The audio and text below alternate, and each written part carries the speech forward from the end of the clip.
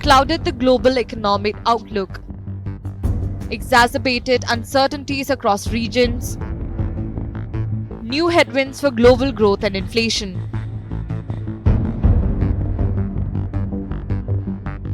These were only some of the red flags raised by RBI Governor Sanjay Malhotra in his first monetary policy statement of the new financial year.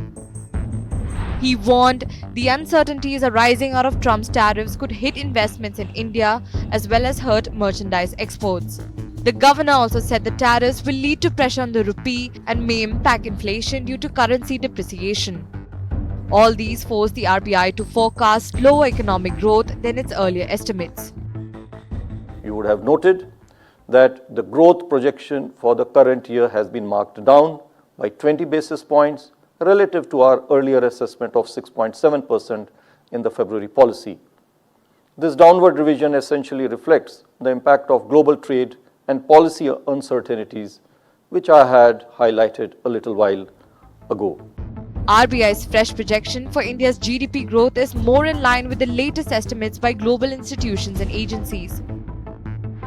IMF has forecast 6.5% growth for India in the financial year 2026.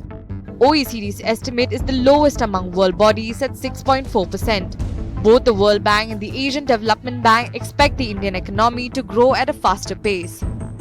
Morgan Stanley, meanwhile, is the most skeptical of India's growth, having lowered its estimate by 30 to 60 basis points. S&P, Fitch and Moody's have the same estimate, which has now been met by the RBI. As part of its efforts to remedy the uncertainties, RBI has not only slashed repo rate for the second time in as many months, but also shifted its focus to growth, having reined the bolting horse of inflation.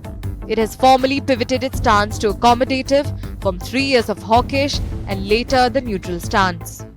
In such challenging global economic conditions, the benign inflation outlook and the moderate growth demand that the MPC continues to support growth.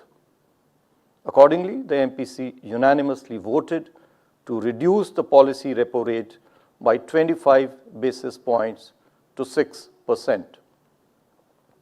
Moreover, it also decided to change the stance from neutral to accommodative. There is some good news as well. The RBI said India has a comparative advantage over other nations on US tariffs and that the impact of tariffs on India would be much less than others.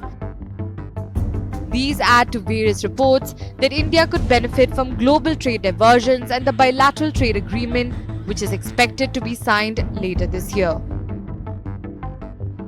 Bureau Report, Business Today TV.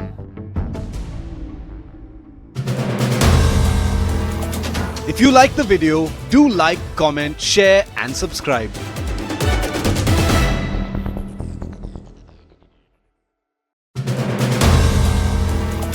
If you like the video, do like, comment, share and subscribe.